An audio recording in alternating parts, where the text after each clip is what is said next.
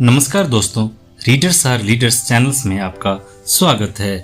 आज हम बात करेंगे यू डू यू, खुद को अपनाओ और आगे बढ़ो।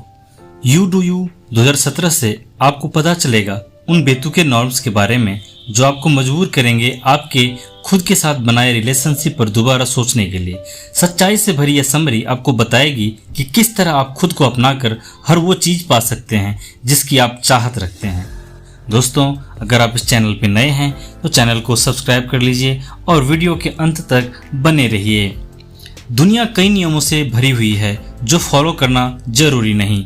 बी योरसेल्फ सुनने में काफी आसान लगता है, लेकिन ये सबसे मुश्किल स्किल है। इसलिए ज्यादातर लोग अक्सर खुद की खुशी तलाश करने के बजाय अपनी पूरी जिंदगी दूसरों को खुश करने में लगा देते हैं। यह स्किल सीखना मुश्किल जरूर है, लेकिन नामुमकिन नहीं। आइए जानते हैं कि बेस्ट सेलिंग एंटी गुरु सारा नाइट की नज़र में यह स्किल कैसे सीखी जा सकती है। सारा एक ऐसी महिला है जिन्हें पता है एक ऐसी जिंदगी में उलझे रहना कैसा होता है जिसे आपने डिजाइन न किया हो, और किस तरह इंसान इन सभी चीजों को बदलकर असली खुशी का एहसास कर सकता है। इसका राज बस 3 वर्ड्स, यू डू यू। सारा कहती हैं कि आपको अपनी खुशियों का सबसे ऊपर रखना चाहिए और किसी को भी अब इतना हक नहीं देना चाहिए कि कोई आपको आकर बताए कि आपको क्या करना है और क्या नहीं। तो क्या हुआ अगर आपके सपने अजीब हैं? तो क्या हुआ अगर आप खुद अजीब हैं? लोग आपके बारे में क्या सोचते हैं? इन सब बातों के लिए जिंदगी काफी छोटी है। इस समरी में इसके अलावा जानेंगे कि आपकी कमियां किस तरह आपकी सुपर पावर बन सकती है, बिना मूर्ख कहलाए किस तरह अपने इंटरेस्ट को आगे रखें, और एक किटी लिटर ट्रे आपके मेंटल हेल्थ के लिए क्या कर सकता है। जिंदगी कई नियमों से भरी हुई है, जिनमें से बहुत सारे नियम कहीं दर्ज नहीं है और समाज के द्वारा हम पर लाद दिए गए हैं। इनमें से कुछ बहुत अच्छे नियम हैं, जैसे अपने दोस्तों को बेतुकी फोटोज में टैग न करें और बिना कपड़े पहने दरवाजा न खोलें। लेकिन कई ऐसे नियम भी हैं जो बेतुके हैं, और हमारा समाज ऐसे लोगों से भरा हुआ है जो हमें हमेशा बताते रहते हैं कि हमें कब कॉलेज जाना चाहिए, कब हमें बच्चे करना चाहिए, कब और हमें पार्टी के लिए क्या पहनना चाहिए। इन नियमों को तोड़ने से आप जेल तो नहीं जाएंगे, लेकिन समाज से अलग जरूर कर दिए जाएंगे। लेकिन असल में सच्चाई तो यह है कि किसी को भी यह नहीं पता आप कौन हैं और किन चीज़ों से आपको खुशी मिलती है। दूसरों के हिसाब से जिंदगी जीने पर आप कहीं ना कहीं खुद को खो देंगे। साथ ही आप अपनी जिंदगी का लेवल नीचा कर सकते हैं और आपकी जिंदगी काफ़ी बुरी हो सकती है। इन समरी में आप सीखेंगे कि आप इस जाल से कैसे निकल सकते हैं। आप सीखेंगे सोशल एक्सपेक्टेशंस क्या होते हैं, किस तरह आप इनमें से कुछ एक्सपेक्टेशंस ना करके खुद पर से बोझ हटा सकते हैं। इन चीज़ों को अपनाने का सबसे बेस्ट तरीका है एक ऐसे मॉडल को अपनाना जिसका नाम है मेंटल रीड कोडिंग। एक ऐसा तरीका जिसकी मदद से आप कमियों एक्सेप्ट कर सकते हैं। यहाँ पॉइंट यह है कि इसमें कोई खराबी नहीं है कि आप कौन हैं और आपको क्या चीज़ खुशी करती है, बल्कि बुरे वो नियम हैं जो कहते हैं कि आप गलत हैं। भले ही समाज आपसे कुछ भी कहे, आप अपना बेस्ट दें। ऐसा हमेशा जरूरी नहीं टीम प्लेयर बने, दूसरों को आगे रखें। अगर कुछ नियम के मतलब तो कुछ ऐसे नियम भी हैं जो सेंसलेस हैं, आप कैसे इन्हें पहचान सकते हैं। अगर कोई ऐसा नियम हो जो आपको नुकसान पहुंचाए और लोगों को कम मदद पहुंचाए तो आपको उस पर सवाल करना चाहिए। यह आपके सामने 3 कॉमन कमांडमेंट्स रखते हैं। अपना 100% दें, टीम प्लेयर बने और सबसे जरूरी मतलबी ना बने। चलिए यह मान लेते हैं कि आपको हमेशा अपना 100% देना है। वैसे लगातार ऐसा करना आपको बहुत मुश्किल में डाल सकता है और आपकी सेहत के लिए भी नुकसानदायक। जाने लेखिका से सालों से सारा सुबह सूरज निकलने से पहले ही उठ जाती थी और दिन रात पढ़ाई करती थी। कॉलेज में उनके ग्रेड्स भी काफ़ी अच्छे आते थे, लेकिन इन सब के बीच उन्होंने अपने हेल्थ पर ध्यान नहीं दिया और इस कारण उनके गले में लंप पैदा हो गया। हमेशा खुद को परफेक्ट रखना भी आपके दुख और निराशा की वजह बन सकती है। इसे इस तरह से सोचें, अगर आपकी उबर रेटिंग टॉप पर है तो उसे बदलने के लिए उसे नीचे ही लाना होगा। इससे यह मालूम होता है कि आपको खुद पर थोड़ी दया दिखानी चाहिए और इस बात को एक्सेप्ट करना लेना चाहिए कि आप हमेशा परफेक्ट नहीं हो सकते। फिर आता है यह नियम कि आपको हमेशा टीम की सुननी चाहिए। अपने इंटरेस्ट को पहले सामने रखना बिल्कुल जायज़ है, लेकिन बस अपनी ज़रूरतों और बातों को सामने रखना और लोगों की ज़रूरतों और बातों को नज़रअंदाज करना आपको मतलबी बनाता है, जिससे आपको बचना है। आपको मतलबी नहीं बनना, लेकिन खुद को मुश्किल में डालकर दूसरों की मदद भी नहीं करनी है, क्योंकि आप खुद सही सलामत होंगे तभी किसी और की मदद कर पाएंगे। अगर आप यह भूल जाएं तो इसे इस एग्जाम्पल से याद रखें। आपको एयरप्लेन में सबसे पहले खुद को ऑक्सीजन मास्क पहनने की इंस्ट्रक्शन दी जाती है। अगर आप सही सलामत रहेंगे तभी तो आप अपने बच्चों को भी ऑक्सीजन मास्क पहना सकेंगे। फाइनली यह बात समझना बहुत ज़रूरी है कि कई लोग टीम प्लेयर होते हैं और कई टीम प्लेयर नहीं होते। अगर आप टीम प्लेयर नहीं हैं तो इसमें कोई बुराई नहीं है। आप बस खुद को वैसे एक्सेप्ट करें जैसे आप हैं। अपने नियमों पर मजबूती से खड़े रहने में कोई बुराई नहीं है। लेकिन बात यह है कि कई बार आपको यह बोला जाएगा कि आप एक काफ़ी कठोर इंसान हैं और इस हरकत को बचकाना भी कहा जाएगा। लेकिन आपको लोगों की बातों पर ध्यान नहीं देना है और अपने गोल को तरफ आगे बढ़ते रहना है। इमेजिन करिए कि आप एक रेस्टोरेंट में हैं और आपको अपना स्टेक अच्छा रखना बहुत पसंद है।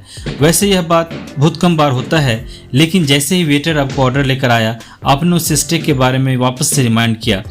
बहुत लोग यह कह सकते हैं कि आपको बेमतलब की कमियां निकाल रहे हैं। अगर अपनी पसंद दुनिया के सामने रखना आपको कठोर बनाता है तो वही सही, लेकिन इसका मतलब यह नहीं कि आप इन सब के चक्कर में मूर्ख बन जाएं। खुद के लिए खड़े होना आपको ज़िंदगी में कई ज़रूरी डिसीजन लेने में मदद करता है, क्योंकि कई बार औरों के डिसीजन आपको ज़िंदगी में रोक सकते हैं। चलिए मान लीजिए कि आप अपना जॉब छोड़ना चाहते हैं, लेकिन आप इस बात से काफ़ी परेशान हैं कि ऐसा करने पर आपको घर में पैसों की दिक्कत आ सकती है और आपकी ज़िंदगी मुश्किल हो सकती है। तो इस ख्याल से जॉब ना छोड़ना जायज़ है। लेकिन इस ख्याल में आकर जॉब ना छोड़ना कि लोग क्या कहेंगे, यह बिल्कुल भी जायज़ नहीं। सक्सेस को खुद डिजाइन करने के लिए आप फ्री हैं और आप वहां तक पहुंचने के लिए कोई भी रास्ता ले सकते हैं। कई लोग अपनी मंजिल तक पहुंचने के लिए अलग अलग टाइप के रास्ते अपनाते हैं, कुछ आसान तो कुछ थोड़े मुश्किल। लेकिन आप कौन सा रास्ता अपनाते हैं यह कोई और नहीं, आपको ही सोचना चाहिए। अब सारा को ही लीजिए। वे मानती हैं कि बच्चे करना एक आसान डिसीजन है। अगर आप करना चाहते हैं तो करिए, अगर नहीं करना चाहते तो न करिए। लेकिन इनमें से दूसरा डिसीजन लेना काफ़ी मुश्किल हो जाता है। जब लेखिका ने यह डिसाइड किया कि वे बच्चे नहीं करना चाहती हैं, तो कई लोगों ने उन्हें यह कहना शुरू कर दिया कि वो बाद में पछताएंगी। और इसी तरह अक्सर कई लोगों को वो करने के लिए मजबूर कर दिया जाता है जो वो नहीं करना चाहते। कुछ ऐसा करना जो लोग नहीं चाहते हैं पर आप नहीं, बिल्कुल भी जायज़ नहीं है, क्योंकि उसके परिणाम आपको झेलने पड़ेंगे, उन्हें नहीं। अगर आप वेजिटेरियन होना चाहते हैं तो आगे बढ़ें। अगर आप बच्चे नहीं करना चाहते हैं तो ना करें। अगर आप लोगों को किसी चीज़ के लिए फोर्स नहीं कर रहे हैं तो उनका हक नहीं बनता कि वो आपको फोर्स करें। कई बार हमें यह बताया जाता है कि कॉलेज और जॉब पाना सक्सेस है, लेकिन ऐसा ज़रूरी नहीं। असल में सक्सेस का मतलब यह होता है कि आप अपने खुद के गोल्स पर पूरे कर पा रहे हैं या नहीं। किसी को हाई सैलरी वाली जॉब चाहिए तो किसी को अच्छी फैमिली लाइफ। सबके लिए सक्सेस के मायने अलग हो सकते हैं। पेसिमिस्ट यानी निराशावादी और अजीब होने के अपने फायदे हैं। तुम ऐसे एटीट्यूड को लेकर कहीं नहीं जा सकते। यह लाइन लोग अक्सर उन्हें कहते हैं जो समाज के बनाए खोखले नियमों से बाहर निकलना चाहते हैं या कुछ नया करना चाहते हैं। उनके कहने का यह मतलब होता है कि आपका व्यवहार काफ़ी अजीब है और आपको समाज में फिट होने के लिए चेंज होना पड़ेगा। इसमें कोई दो राह नहीं कि एक कंटेम्प्रेरी वेस्टर्न समाज में यह माना जाता है कि अगर आपको सक्सेसफुल बनना है तो आपको ऑप्टिमिस्टिक बनना पड़ेगा। लेकिन कुछ लोग जैसे लेखिका नेचुरल पेसिमिस्ट रही हैं। कई बार निराशावादी होना काफ़ी फायदेमंद साबित होता है, क्योंकि उन्हें पता होता है कि कुछ बुरा हो सकता है तो उनके पास पहले से ही प्लान बी तैयार रहता है। लेकिन एक आशावादी व्यक्ति ऐसा बिल्कुल नहीं कर सकता। इसलिए कई बार निराशावादी व्यक्ति अपना काम जल्दी पूरा कर लेते हैं, क्योंकि वो यह सोचते हैं कि हो सकता है कोई बुरा वक्त आ जाए या कुछ अनहोनी हो जाए, और इन चक्करों में वे डेडलाइन से पहले अपना काम पूरा कर लेते हैं। इससे हमें यह पता चलता है कि हमें अपने अंदर की नेगेटिविटी को दबाना नहीं चाहिए, बल्कि उसे वक्त के इशारे की तरफ देखना चाहिए। और हमें इस बात से बिल्कुल भी फर्क नहीं पड़ना चाहिए कि लोग हमें अजीब कहते हैं। ज़रूरत पड़ने पर मदद लेना और अपनी प्रायोरिटीज़ को सेट करना आपकी मेंटल हेल्थ के लिए ज़रूरी है। अगर आप कुछ साल पहले लेखिका के ऑफिस जाते तो एक काफ़ी अजीब चीज़ देखने को मिलती। 1 लीटर ट्रे जिसमें रेत भरी हुई थी और वो उनके डेस्क के नीचे थी, जिसमें वो बीच बीच में अपने पैर डाल लेती थी। वो ऐसा क्यों करती थी, यह जानने के लिए हमें थोड़ा पीछे जाना पड़ेगा। लेखिका को उनका पहला पैनिक अटैक 31 साल की उम्र में आया था। वो डॉक्टर से सलाह लेने के मामले में काफ़ी परेशान थी। वो नहीं चाहती थी कि उन्हें पागल समझे, लेकिन उन्होंने डॉक्टर को दिखाने का डिसीजन लिया। और जब वो डॉक्टर के पास गईं तो उनसे हर वो चीज़ लिखने को कहा गया जो उन्हें खुशी देती हो।